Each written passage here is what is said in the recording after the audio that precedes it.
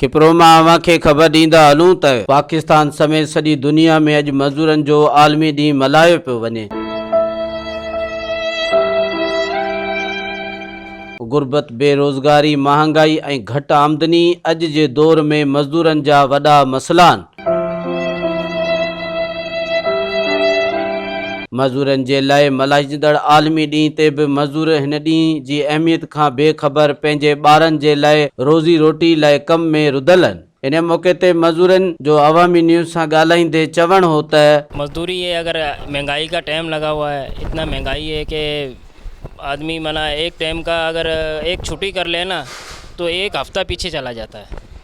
तो हम जुड्डो से यहाँ आए काम के लिए, तो कहने का मकसद ये है कि अगर काम नहीं करेंगे ना तो एक तो मजदूरी कम हो रही है, दिन ब दिन मजदूर का कोई नहीं सोच रहा।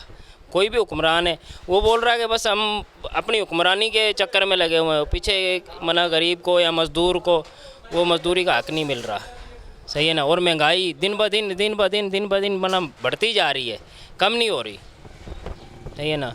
तो ये इस वजह से मजबूरी है, हमारा भी दिल करता है हम भी डे मना मजदूर डे मनाएं, छुट्टी करें, बच्चों में जाएं, पर क्या अगर एक छुट्टी करेंगे तो घर का गुजारा मुश्किल है भाई। गरीब माण्हू आहियूं, असांखे रोज़गारी खपे। मज़दूरी असां जिथे आहे उते पई आहे।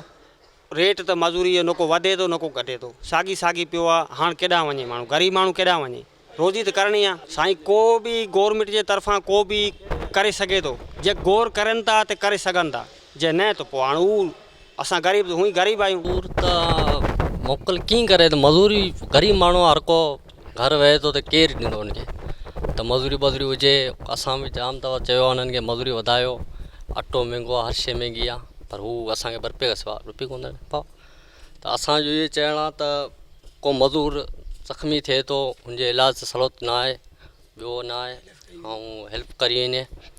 मज़दूरनि जी मज़दूरी वधाए इन महांगाई जे दौर में हिननि खे रिलीफ ॾिनो वञे ऐं मज़दूरनि जे ॿारनि जी सार लधी वञे।